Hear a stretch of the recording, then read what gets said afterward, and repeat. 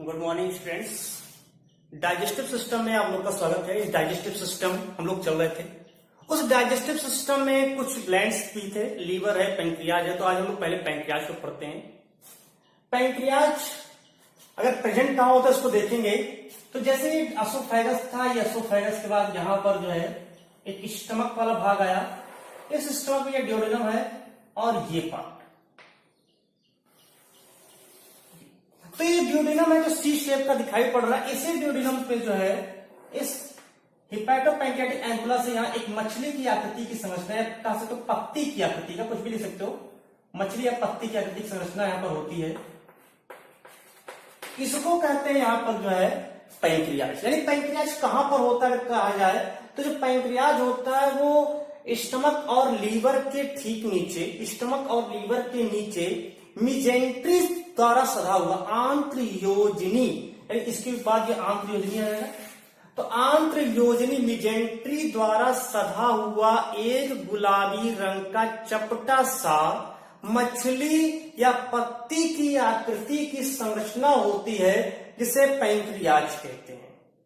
अगर इसके साइज की बात किया जाए तो इसकी जो लेंथ होती है, लंबाई जो होती है, ये लेंथ यहां से यहां तक का, इसकी लंबाई जो होती है वो लगभग जो है 12 से लेकर के 15 सेंटीमीटर लंबी जो है लगभग होती है।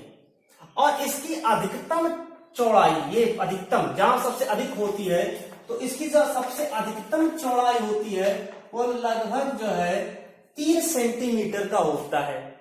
इसका अगर वेट की बात करें, इसके भार की बात किया जाए तो इसका भार लगभग जो है 60 से लेकर के 90 ग्राम भार का होता है। और दूसरे सबसे बड़ा ग्लैंड हमारे शरीर का होता है, सबसे बड़ा यकृत होता है। दूसरा सबसे बड़ा ग्लैंड, डाइजेस्टिव ग्लैंड हमारे शरीर का जो है पैंक्रियाज होता है। अग्न्याशय से इसको कहते हैं इसमें। अब पैंक्रियाज जो होता है, पैंक्रियाज को एक और नाम से जानते हैं। पैंक्रियाज को इस कह सकते हैं, it is also known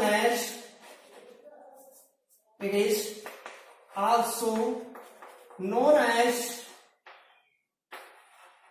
mixed gland. तो इसे जो है मिश्रित ग्रंथि के नाम से भी जो है जानते हैं। इसके ऊपर एक सीरस मेम्ब्रेन पाया जाता है, जैसे यही है, मान लेते हैं। तो इसके ऊपर एक सीरस मेम्ब्रेन पाया जाता है, आवरण होता है, सीरस मेम्ब्रेन का एक आवरण पाया जाता है। और इसके नीचे जो है अंदर की ओर बहुत सारी, जैसे मान लेते हैं एक संरचना बना दें यहां पर, तो ये सीरस मेम्ब्रेन अगर मान लेते हैं, सीरस मेम्ब्रेन है, तो अगर इस सीरस मेम्ब्रेन को हटा करके देखते हैं तो बहुत सारे छोटे छोटे इसमें जो है लोब्यूल्स प्रेजेंट होता है। बहुत छोटे छोटे लोब्यूल्स जो है वो प्रेजेंट होता है। तो ये लोब्यूल्स इसमें जो है पाए जाते हैं।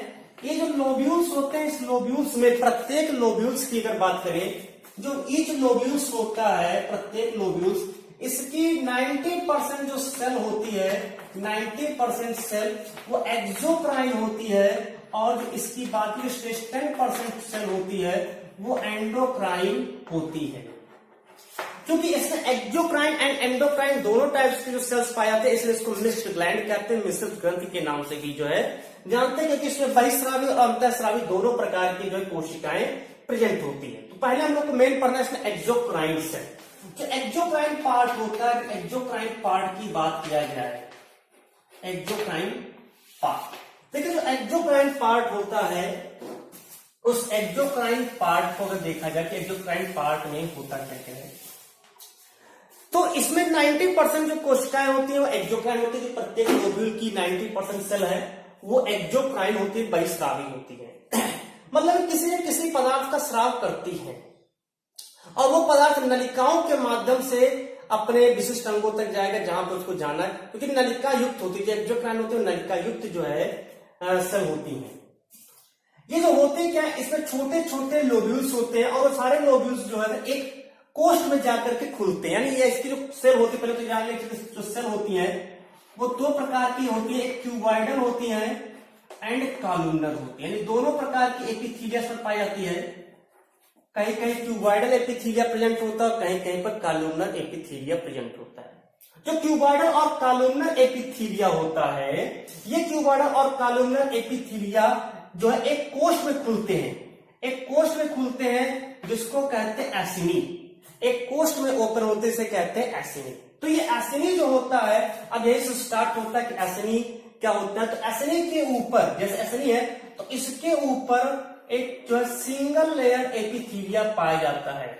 एक सिंगल एपिथीलिया का आवरण जो है इस एसिनी यानी कोष्ठ पर उपस्थित होता है। और ये जो एसिनी होता है, ये एसिनी यानी जो कोष्ठ होते हैं, सभी कोष्ठ आपस में जो है मिल करके एक जो है कैनेलिकुलस में जो है खुलती है। एक कैनेलिकुलस में जो है खुलती है, कैनेलिकुलस। तो सभी कोष्ठ आपस में मिल करके, आसपास के जो कोष्ठ होते हैं वो आपस में मिल करके कैनेलिकुलस में जो है खुलती है, जिसको कहते हैं हिंदी में एक महीन कुल्या। एक कुल्या, कुल्या मतलब नलिका, एक महीन कुल्या होती है, कैनेलिकुलस में खुलती है।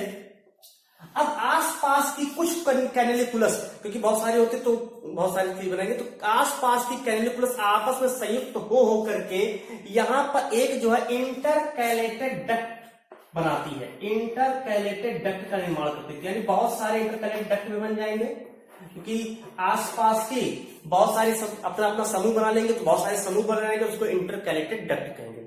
अब ये इंटरकैलेटेड डक्ट में भी सब आपस में जुड़ती है। मान लीजिए एग्जाम्पल ले लेते हैं कि एग्जाम्पल को समझेंगे कि कैसे होता है, देखेंगे, पता ही समझेंगे इसको।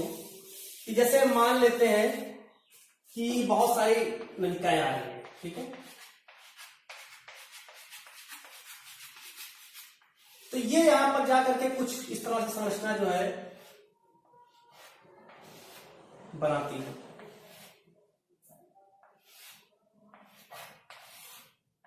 ठीक, तो ये अपना अलग अलग समूह बना लेती है, अपना अलग समूह बना लेती है इस तरह से।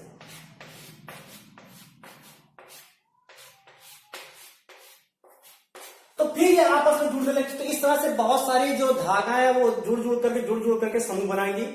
तो उसी प्रकार एसिनी जो कोष्ठ होते हैं वो जो यहाँ पर कैनेलिकुलस एक महीन कुल्या बनाती है, और ये महीन कुल्याएं जो आसपास की महीन कुल्याएं होती है वो जुड़ करके इंटरकैलेटेड डक्ट बना लेती है।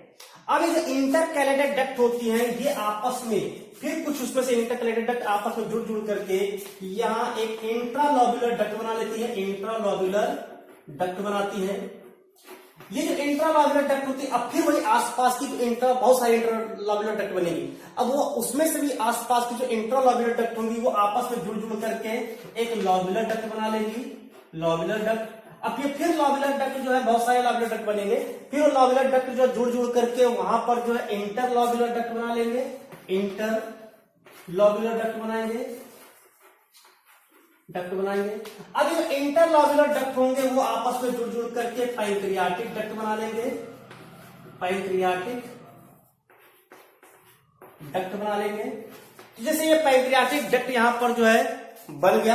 अब ये पैंक्रियाटिक डक्ट आपस में जुड़ करके कॉमन बाइल डक्ट बना लेते हैं। कॉमन बाइल डक्ट अलग से आता है, जुड़ता है। ये कॉमन बाइल डक्ट और जो पैंक्रियाटिक डक्ट है ये आपस में जुड़ करके हिपैटो पैंक्रियाटिक एंकुला बना लेता है। और ये जो यानी ये यहां तक पहुंच गया हम, हिपैटो पैंक्रियाटिक एंकुला। अब ये एंकुला आपस में जुड़ करके डक्ट ऑफ सेंटोरिनी बना लेता है, डक्ट ऑफ सेंटोरिनी, यानी कि ये भाग। और अभी डक्ट ऑफ सेंटोरिनी जाकर के डुओडेनम में खुल जाता है। तो इस तरह से जो है, जो इसके बहुत सारे छोटे छोटे धागा नुमा संरचना से पाई जाती है, वो सब आपस में जुड़ करके यहाँ पर अंतिम में डक्ट ऑफ सेंटोरिनी बनाती है, जो जाकर के यहाँ पर डुओडेनम में खुलती है। इसमें से जो पैंक्रियाटिक डक्ट होता है, ये पैंक्रियाटिक जो डक्ट है, इसी पैंक्रियाटिक डक्ट से एक जूस का स्राव होता है जिसको कहते हैं पैंक्रियाटिक जूस। और इस पैंक्रियाटिक जूस में जो है कुछ जाइमोजेनिक होती है, जाइमोजेनिक होती है यहाँ पर, यानी कि यहाँ पर जो है कुछ एंजाइम का सिक्रीशन होता है। और ये एंजाइम क्या करती हैं, जो भी मान लेते जटिल यौगिक है, जो भी टूटने पे जैसे लिपिड के जो यौगिक होते हैं उनको तोड़ने के लिए जो है ये एंजाइम आते हैं और उसको जो है भोजन के आए हुए जो कण होते हैं उसको तोड़ने का कार्य करते हैं। इसके साथ में जो है इसमें जो कॉमन बाइल डक्ट है, इस बाइल डक्ट में किसी प्रकार का एंजाइम नहीं पाए जाते, ध्यान में बाइल जूस में किसी प्रकार के एंजाइम नहीं होते हैं, तो वो आकर केवल जो है उसके जो किण्वन की प्रक्रिया उसको केवल बढ़ाएगा, यानी वहां पर एंजाइम की सक्रियता नहीं होगी और भोजन को अम्लता दूर कर भोजन को क्षारीय प्रदान करता है। इस तरह से जो पैंक्रियाज होता है उसमें से पैंक्रियाटिक जूस का सीक्रेशन होता है। पैंक्रियाटिक जूस जो होती है वो पैंक्रियाटिक जूस में विभिन्न प्रकार के एंजाइम पाए जाते हैं जो कि उस भोजन में आए हुए जो जटिल अणु है उस जटिल अणुओं को सरल अणुओं में तोड़ देता और उसके बाद उसको एकदम सरल रूप में तोड़ करके घोल के रूप में आगे की ओर भेज दे दिया जाता है। तो ये तो था पूरा इसके एक्सोक्राइन पार्ट। एंडोक्राइन पार्ट को भी देख लेते हैं थोड़ा सा, मैं तो उसको पढ़ना बाद में ही। एंडोक्राइन की अगर बात किया जाए तो इसके एंडोक्राइन पार्ट होते हैं। एंडोक्राइन पार्ट, देखिए जो एंडोक्राइन पार्ट होता है ये मान्यता है कि 10% ही होते हैं और इसमें गोल गोल से या कुछ अंडाकार से कुछ यहां पर जो है ग्रंथिल जो है संरचनाएं पाई जाती है, छितरी अवस्था में बिखरी अवस्था में पाई जाती है, जिसको कहते हैं आइलेट्स ऑफ लैंगरहैंस। क्योंकि इसकी खोज जो है पॉल लैंगरहैंस ने किया था, इसलिए इसको आइलेट्स ऑफ लैंगरहैंस लैंगरहैंस की द्वीपिकाओं के नाम से जानते हैं, क्योंकि कई कई बिखरी हुई जो है छोटी छोटी गोल सी संरचनाएं पाई थी, इसलिए इसको जो है लैंगरहैंस की द्वीपिकाएं कहते हैं। जो आइलेट्स ऑफ लैंगरहैंस होती हैं इसमें जो है 4 प्रकार की सेल्स होती हैं, alpha cell, beta cell, gamma cell और पीपी सेल। ठीक है, तो ये जो यहाँ आइलेट्स ऑफ लैंगरहैंस होती है इनकी सभी कोशिकाओं से जो है हार्मोन का सिक्रेशन होता है, जैसे अल्फा सेल से ग्लूकागॉन हार्मोन, बीटा सेल से इंसुलिन हार्मोन, गामा सेल से सोमैटोस्टैटिन हार्मोन और पीपी सेल से पैंक्रियाटिक पेप्टाइड हार्मोन का सिक्रेशन होता है। तो ये हम लोग हार्मोन वाले चैप्टर में इसको डिटेल में पढ़ा जाएगा, सभी के फंक्शन अलग अलग होते हैं, glucagon, insulin, somatostatin and pancreatic peptide. तो ये यहाँ पर एंडोक्राइन होता है, एंडोक्राइन से केवल और केवल हार्मोन का सिक्रेशन होता है। ये भी ध्यान रखना कि एंडोक्राइन शब्द जहां पर आ जाए इसका मतलब वहां पर हार्मोन का ही स्राव होगा। धन्यवाद।